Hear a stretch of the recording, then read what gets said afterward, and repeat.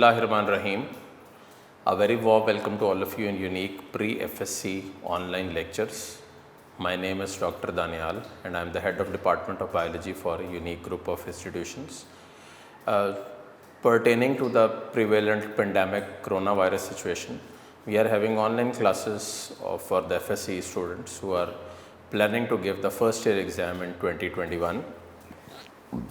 Last lecture को थोड़ा सा रिकैप करके नेक्स्ट लेक्चर के साथ कंबाइन अप करता हूँ। सेंट्रियोल एक बड़ा जनरल टॉपिक है, डिफरेंट एमसीक्यूज जो इसके साथ रिलेटेड है। सबसे पहले ये होता किस में है? सेंट्रियोल मौजूद है एनिमल सेल में, माइक्रो ऑर्गेनिजम्स में और लोअर प्लांट्स में। जो सेंट्रियोल का पेयर है उसको बोलते हैं सेंट्रोसोम, और हायर प्लांट्स में एनालॉगस रीजन भी मौजूद होती है जो स्पिंडल फाइबर फॉर्मेशन में इन्वॉल्व है। क्रॉस सेक्शन में सेंट्रियोल बना हुआ है 27 माइक्रोट्यूब्यूल से, 9 नहीं, आप लोगों ने कहना 9 माइक्रोट्यूब्यूल हैं जो 3 के ट्रिपलेट्स में तो टोटल हो गए 27, तो आपने 27 की बात करनी है। अब चूँकि सेंट्रियोल का पेयर होता है हर सेल में, तो आप बात करोगे टोटल कितने माइक्रोट्यूब्यूल हैं, 54। ठीक हो गया। अब जब भी सेल डिवाइड होना होता है उससे पहले जो स्पिंडल फाइबर जो माइक्रोट्यूब्यूल्स हैं वो डुप्लीकेट हो जाते हैं। डुप्लीकेशन के बाद क्या होता है कि जो पेयर ऑफ सेंट्रियोल है वो दोनों पोल्स की तरफ माइग्रेट कर जाता है और एज सच वहाँ पे मौजूद होता है। अब हम इसको लिंकअप कर रहे हैं आज नए एक टॉपिक के साथ। The name of the topic is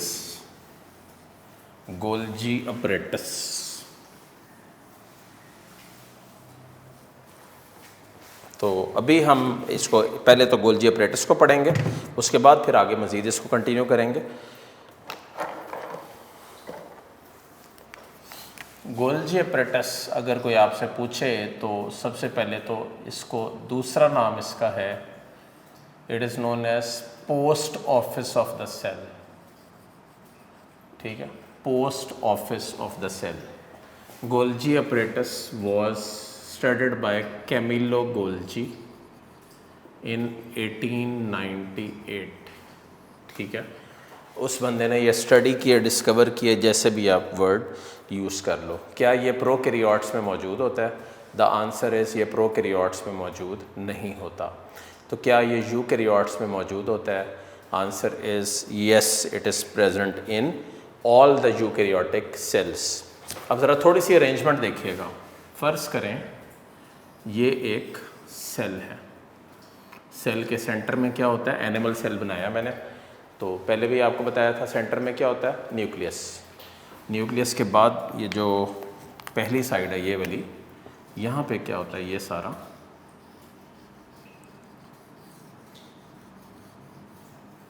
ये आपके पास है एंडोप्लाज्मिक रेटिकुलम।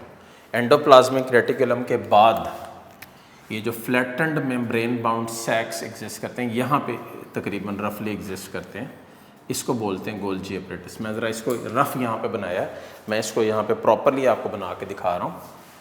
आप इसको एक दफ़ा सारे बच्चे देख लो और गौर से समझ भी लो।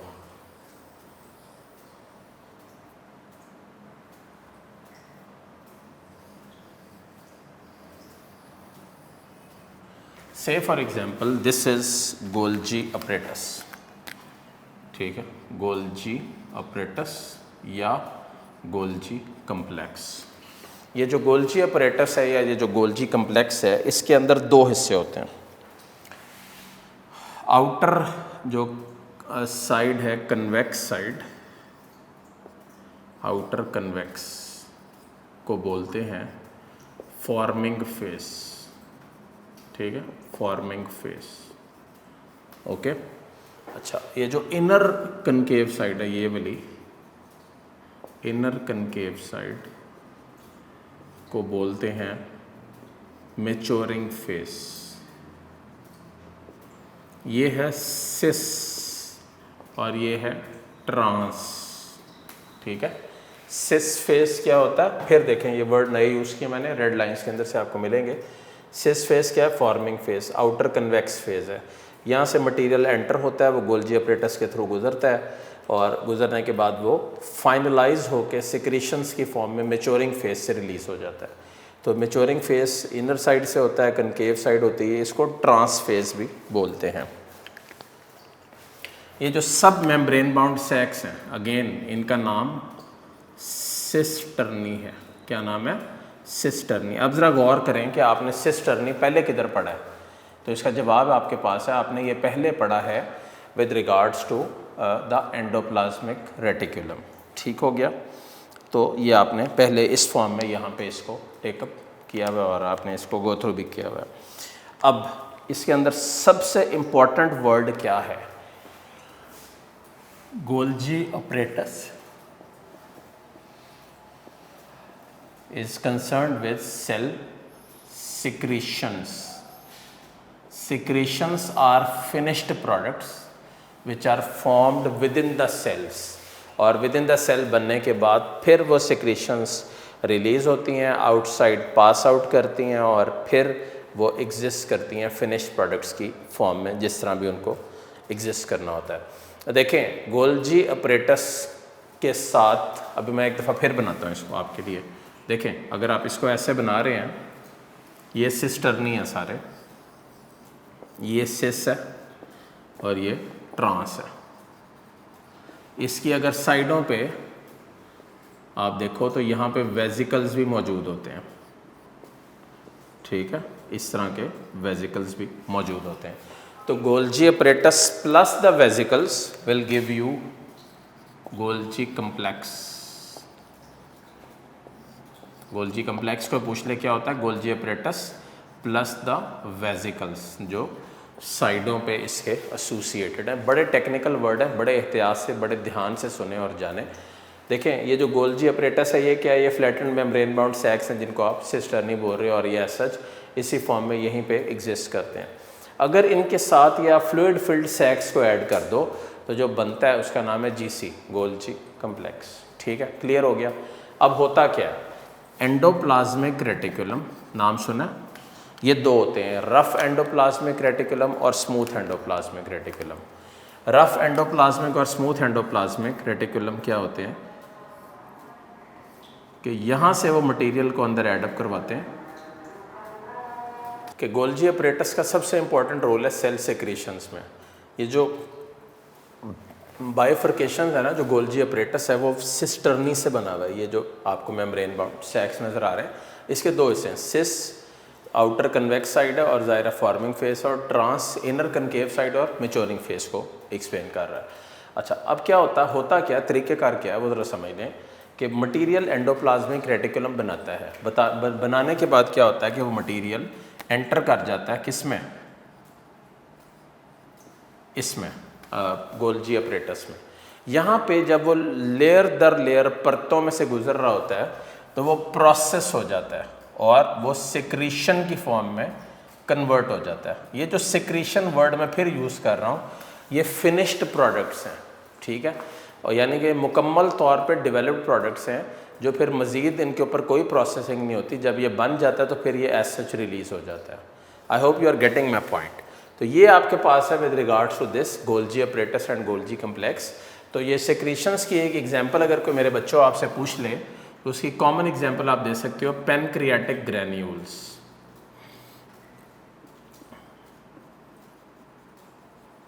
ये क्या होते हैं? Pancreatic granules. What is this? देखिए, पैनक्रियाज जिसको उर्दू में लुबलुबा बोलते हैं, ये जो पैनक्रियाज है इसके अंदर ग्रैन्यूल्स होते हैं जिनको बोलते हैं पैनक्रियाटिक ग्रैन्यूल्स। ये डाइजेस्टिव ग्रैन्यूल्स होते हैं जो डाइजेशन के अंदर बुनियादी रोल प्ले करते हैं। अब ये जो पैनक्रियाटिक ग्रैन्यूल्स हैं ये डाइजेस्टिव एंजाइम्स रिलीज़ करते हैं जिसमें पैनक्रियाटिक जूस शामिल होता है। नाम सुना है पैनक्रियाटिक जूस का?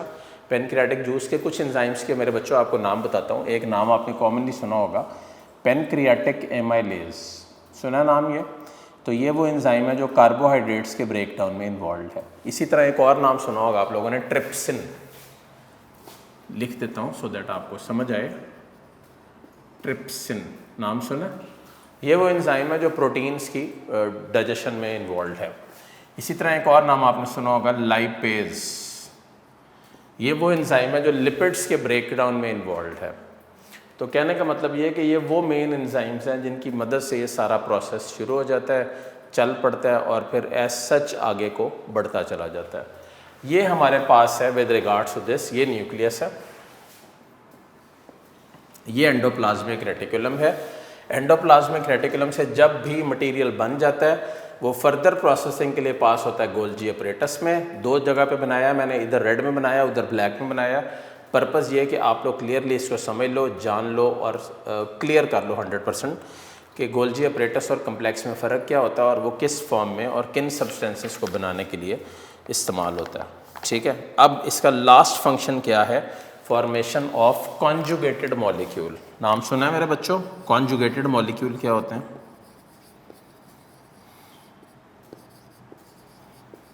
कॉन्जुगेटेड मॉलिक्यूल्स वो होते हैं जो दो या दो से ज़्यादा जब चीज़ें मिल जाती हैं उनके मिलने की वजह से बनते हैं। जैसे carbohydrate plus lipid will make क्या? ग्लाइकोलिपिड। ठीक है, carbohydrate plus protein will make क्या? ग्लाइकोप्रोटीन। ठीक है, तो ये जो सब्सटेंसेस हैं जो बन रही हैं कॉन्जुगेटेड मॉलिक्यूल्स के यहाँ पे फ्यूजन की वजह से, यही हमारे पास वो सब्सटेंसेस हैं जो फिनिश्ड प्रोडक्ट्स में कन्वर्ट हुई हैं और उसके बाद ये यहाँ पे मिलने के बाद एडअप होके फाइनलाइज होके फिर सेल के अंदर मल्टीपल फंक्शंस के अंदर इन्वॉल्व हो रही हैं। आई गेस आप सब ने इस बात को क्लियरली समझ लिया है, जान लिया है। ये बड़ा इंपॉर्टेंट टॉपिक है, ये आपको लॉन्ग क्वेश्चंस के अंदर भी आ सकता है, तो इसको बिल्कुल भी मैसअप नहीं करना, क्लियर करना है 100% इसको और एक सीक्वेंस के अंदर देखना है सो दैट आप इसकी किसी भी मतलब गलती इसमें ना हो आपकी। ठीक है, अब हम एक छोटा सा टॉपिक इसके साथ ही देख रहे हैं। यहाँ पे टॉपिक का नाम है साइटोस्केलेटन। तो डायग्राम ये देख लें, ये डायग्राम लाजमी बनानी है आप लोगों ने। इस डायग्राम के अलावा आप जो है ना बेशक कुछ और ना बनाएं, लेकिन ये मस्ट आप लोग बनाएं जिसमें सिस और ट्रांसफेज और फॉर्मिंग मैच्योरिंग ये सारा क्लियरली बताएं।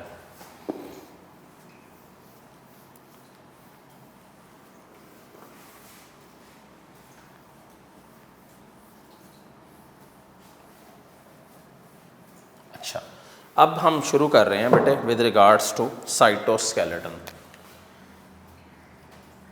साइटोस्केलेटन वर्ड ये शो करता है कि ये सेल का स्केलेटन है।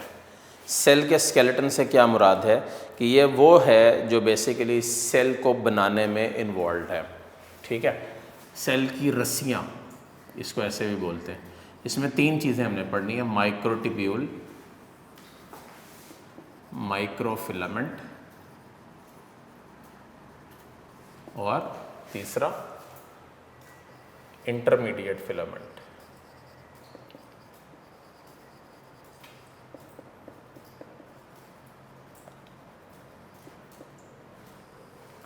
तो अभी हम इन तीनों चीज़ों को स्टेप बाय स्टेप पढ़ेंगे और जानेंगे और कि वो कैसे हैं, क्यों हैं और किस अंदाज में अरेंज्ड हैं। अच्छा, पहले माइक्रोट्यूब्यूल लॉन्ग है, अनब्रांच्ड है।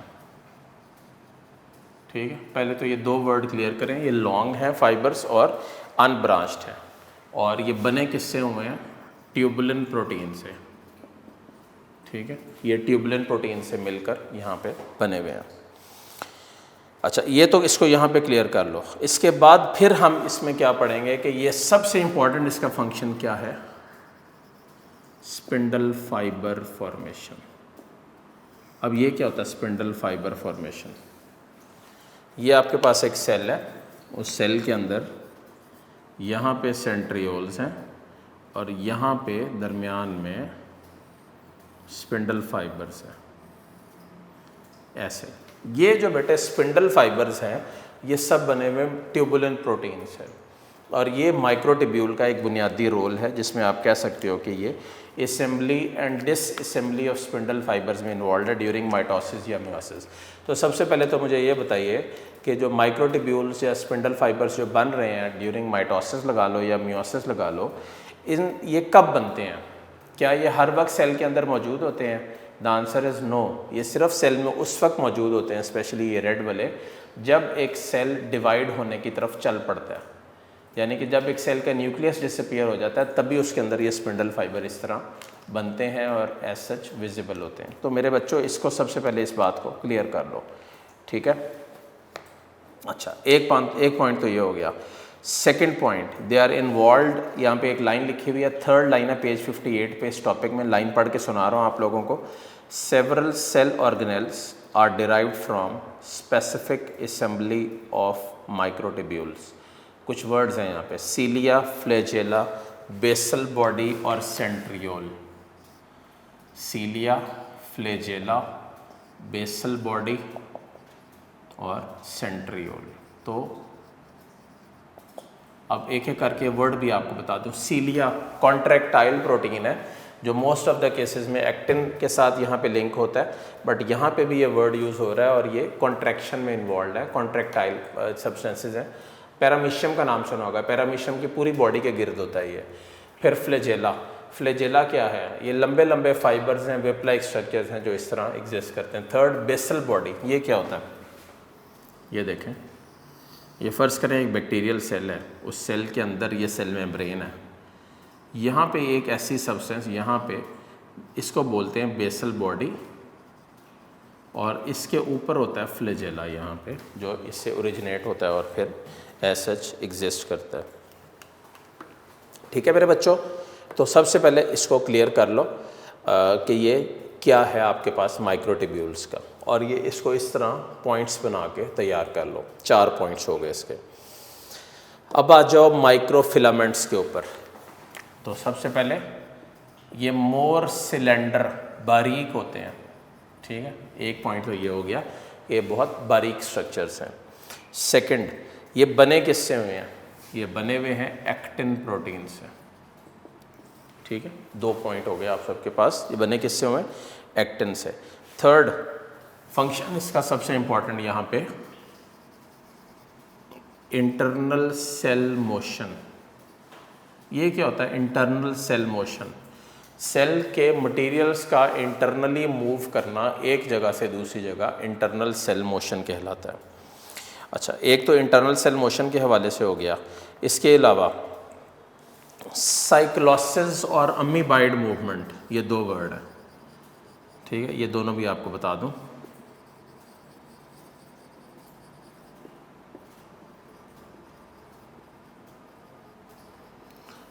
देखें, साइक्लोसिस क्या होती है, ज़रा इसको समझ लीजिए, जान लीजिए और क्लियर कर लीजिए। लाइक फॉर एग्जांपल, आपने नाम सुना है क्लोरोप्लास्ट का? सब बच्चों ने? ऐसी होती है दिस वन, ये क्लोरोप्लास्ट है। क्लोरोप्लास्ट क्या होता है कि वो एक सीक्वेंस में मूव करता है, मूवमेंट होती है पैसिवली, पैसिव, और वो अपने आप को इस तरह अलाइन करता है कि वो लाइट को मैक्सिमम 90 के एंगल के ऊपर कैप्चर कर लेता है। इस पैसिव मूवमेंट ऑफ क्लोरोप्लास्ट को बोलते हैं साइक्लोसिस। और amoeboid movement active mass movement है। अभी मैंने थोड़ी देर पहले यानी कि पिछले लेक्चर में आपको बताया था कि mitochondria active mass movement show करता है और उसमें फिर वो एक्टिवली मूव करता है मटेरियल, तो वो भी एक एक्टिव मैस मूवमेंट की वे में या फॉर्म में एग्जिस्ट करेगा।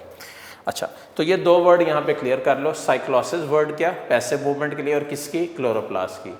और अमीबॉइड मूवमेंट के लिए एक्टिव मैस मूवमेंट, और उसके लिए कौन सा जिम्मेदार है या क्या यूज़ होता है? अगेन माइटोकॉन्ड्रिया वर्ड इसके लिए कॉमनली इस्तेमाल होता है। ठीक है, इंटरमीडिएट फिलामेंट का क्या होता है? डायामीटर इंटरमीडिएट है। इसका मतलब आप समझ आइए कि इसको इंटरमीडिएट क्यों कह रहे हैं, क्योंकि इसकी जो डायामीटर है, जो इसकी लेंथ है, वो इंटरमीडिएट है। अच्छा, अब इसके रोल क्या है? नंबर 1,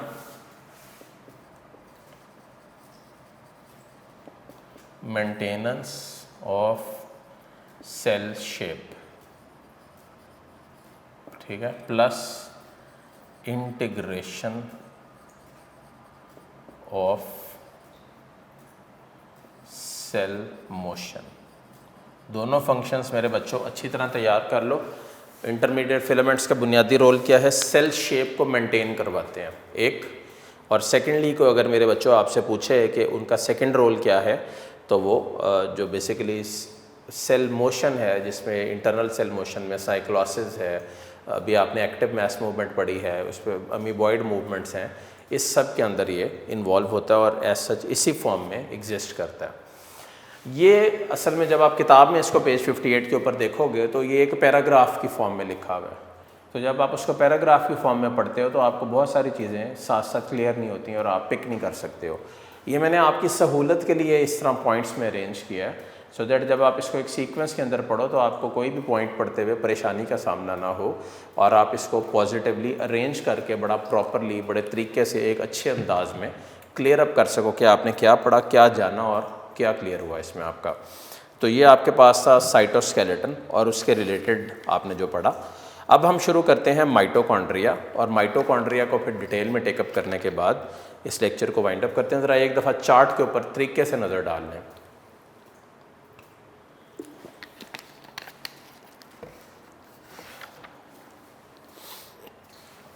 मैं इसको रब करने लगा हूँ, उम्मीद है कि आप लोगों ने देख लिया होगा।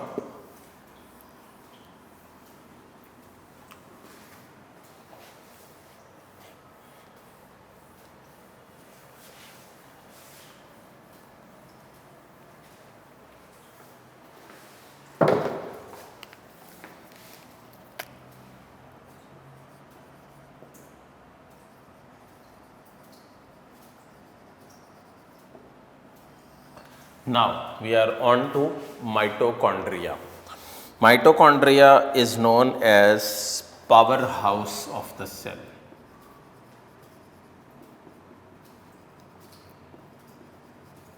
तो सबसे पहले मेरे बच्चों इसको क्लियर करो कि power house of the cell है ये।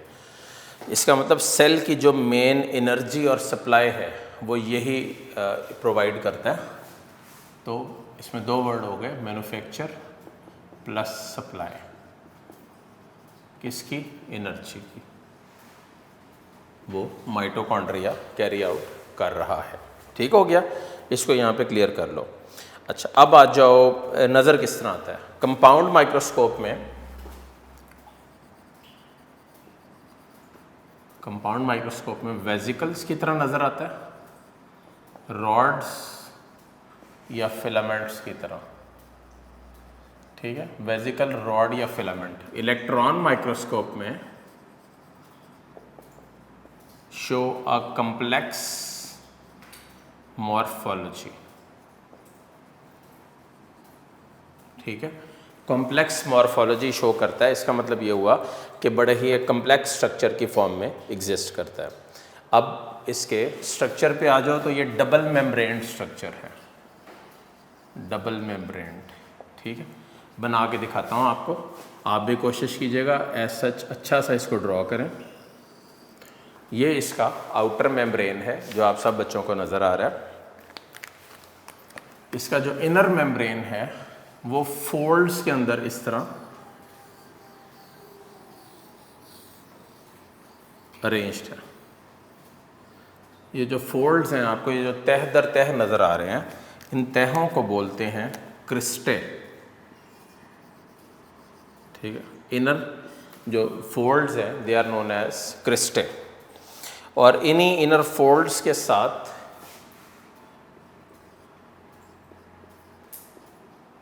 यहाँ पे नॉब लाइक स्ट्रक्चर्स भी मौजूद हैं जो डायग्राम में बने हुए हैं।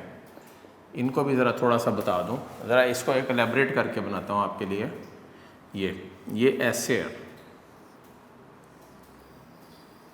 ये होता है F0 स्टॉक F1 पार्टिकल। इसको बोलते हैं ATP सिंथेज। ठीक है, ये वो एंजाइम है जो ATP को ADP प्लस इनऑर्गेनिक फॉस्फेट में कन्वर्ट करने के लिए इस्तेमाल होता है, यानी कि बनाने के लिए इस्तेमाल होता है। जब भी ATP सिंथेसिस होती है तो एरो हेड इस तरफ कर लें। इसका क्या मतलब है कि ADP और इनऑर्गेनिक फॉस्फेट जब ऐड होते हैं तो जो बनता है वो क्या है? ATP। तो जब वो ATP बनता है तो उसमें एंजाइम कौन सा इन्वॉल्व है? ATP synthase. फिर बोल दूँ, ये जो F1 पार्टिकल आपको नॉब लाइक स्ट्रक्चर इस सारे स्ट्रक्चर में नज़र आ रहे हैं, ये बेसिकली क्या है? एंजाइम है ATP सिंथेज जो ATP की सिंथेसिस करता है। और ATP की सिंथेसिस बेटे कैसे होती है? ADP और इनऑर्गेनिक फॉस्फेट मिल जाता है तो क्या बना देता है? ATP। ठीक हो गया, तो इसको यहाँ पे क्लियर कर लो कि ये क्या है और किस फॉर्म में एग्जिस्ट करता है। अच्छा, एक बड़ा कॉमन MCQ पूछते हैं कि ये जो क्रिस्टे है, ये जो आपको नज़र आ रहा है यहाँ पे क्रिस्टे, ये क्या है? ये लिपोप्रोटीन कम्प्लेक्स एंजाइम है, कम्प्लेक्स मेम्ब्रेन है।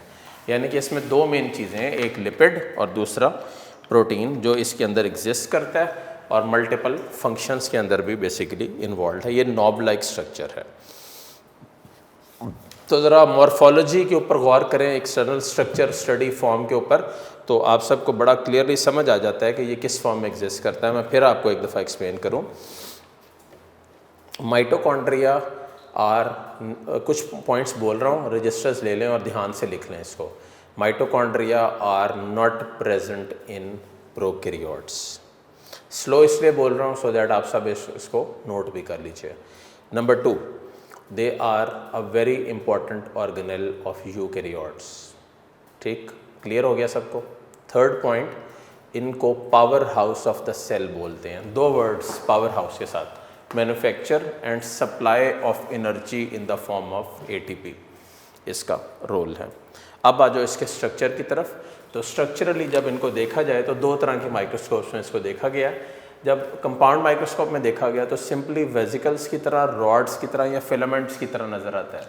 लेकिन अगर यही बात जब आप इलेक्ट्रॉन माइक्रोस्कोप में देखते हो तो ये कॉम्प्लेक्स नज़र आता है। इसका मतलब बड़ा कॉम्प्लेक्स सा स्ट्रक्चर नज़र आ रहा होता है जो कॉम्प्लेक्स मॉर्फोलॉजी को रिप्रेजेंट कर रहा होता है। तो बड़ा एक डिफरेंट सा इसमें आप देखते हो। अब जब आप इसको इलेक्ट्रॉन माइक्रोस्कोप में ऑब्जर्व करते हो तो आउटर मेम्ब्रेन तो ये देखो स्मूथ है, ये जो मैंने ब्लैक में बनाया हुआ है। लेकिन ये जो इनर मेम्ब्रेन है, ये जो आपको तह दर तह नज़र आ रहा है, ये इन फोल्डिंग्स शो करता है। इन फोल्डिंग्स को बोलते हैं क्रिस्टे।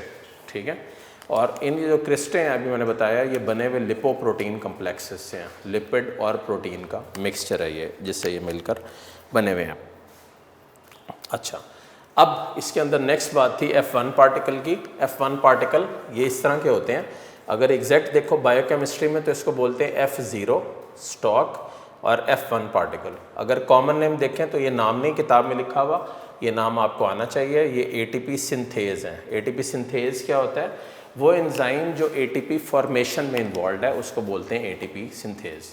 तो ATP सिंथेज से मुराद यहाँ पे क्या हुआ कि ADP और इनऑर्गेनिक फॉस्फेट को ऐड कराता है और ATP में कन्वर्ट करा देता है, और एज सच फिर वो इसी फॉर्म में और इसी वे में एग्जिस्ट करते हैं। अच्छा, ये दो बातें होगी हमारे पास यहाँ पे। अब हम बढ़ते हैं इसकी इनर साइड पे। ये जो सारी आपको इनर स्पेस नज़र आ रही है, इसको बोलते हैं matrix, mitochondrial matrix. Mitochondrial matrix जो है यहाँ पे लार्ज नंबर ऑफ एंजाइम्स हैं, को एंजाइम्स हैं, ऑर्गेनिक और इनऑर्गेनिक सॉल्ट्स हैं, जो बहुत सारे मेटाबॉलिक प्रोसेसेस के अंदर इन्वॉल्व हैं, जिसमें कुछ नाम यहाँ पे लिखे हुए हैं। एक नाम लिखा हुआ है क्रेब्स साइकिल, एक नाम लिखा हुआ है aerobic respiration, fatty acid metabolism. तो ज़रा ये गौर करिएगा इस पे। तो मैट्रिक्स के अंदर बहुत सारे क्या मौजूद है? एंजाइम्स। ठीक है, वो एंजाइम्स कौन से हैं? डेफिनेटली हाइड्रोलिटिक हैं या फंक्शनल एंजाइम्स हैं, जो क्या करते हैं? क्रेब्स साइकिल में इन्वॉल्व है, एरोबिक रेस्पिरेशन में और फैटी एसिड मेटाबॉलिज्म में भी इन्वॉल्व हो जाते हैं, और फिर वो एज सच इसी फॉर्म में इसको लेके चलते हैं। जब भी ये रेस्पिरेशन और ये सारा प्रोसेस शुरू होता है तो इस प्रोसेस के रिजल्ट में क्या होता है? ATPs की मैन्युफैक्चरिंग शुरू हो जाती है। जो ATPs बनना शुरू होते हैं वो ATP, जैसे फॉर एग्जांपल आपको ये भी बता दूं, जब भी एक मॉलिक्यूल ऑफ ग्लूकोज टूटता है तो इट रिलीजेस ऑफ 40 ATPs। कितने? 40 ATPs रिलीज करता है ये एक मॉलिक्यूल ऑफ ग्लूकोज जब ब्रेक डाउन होता है। ये जो 40 ATPs रिलीज होते हैं, इनमें से जो ये मैं बात कर रहा हूँ बेटे एरोबिक रेस्पिरेशन की, इसमें से जो मेन प्रोसेस है जिसमें ATPs बनते हैं उसका नाम है क्रेब्स साइकिल, और वो आपने देख लिया। वो प्रोसेस कहाँ होता है? माइटोकॉन्ड्रियल मैट्रिक्स के अंदर होता है। तो इसको क्लियर कर लो। अच्छा, इस बेस के ऊपर देखो तो ये पावर हाउस है, एनर्जी देता है। तो इसके ऊपर पेज 59 के ऊपर एक लास्ट लाइन लिखी हुई है, वो ज़रा लाइन पे गौर करें। The size and number of mitochondria varies and depends on physiological activity of the cell. किसके ऊपर डिपेंड करता है? फिजियोलॉजिकल एक्टिविटी के ऊपर। तो ये जो physiological activity of the cell है, इसका मतलब सबसे ज़्यादा किस में होंगे? उन सेल्स में होंगे जो कॉन्ट्रैक्ट और रिलैक्स करने की एबिलिटी रखते हैं, जिनको आप मसल सेल्स बोलते हो। तो इसका मतलब ये हुआ कि अगर कोई पूछ ले maximum number of mitochondria are present in which of the following cell, तो आंसर इसमें क्या होगा? मसल सेल, जिसके अंदर ये एग्जिस्ट करते हैं और एज सच इसके अंदर मौजूद हैं। तो ये हमारे आज के टॉपिक थे इस लेक्चर के। आज हमने क्या क्या पढ़ा, ज़रा सीक्वेंस में देखिए।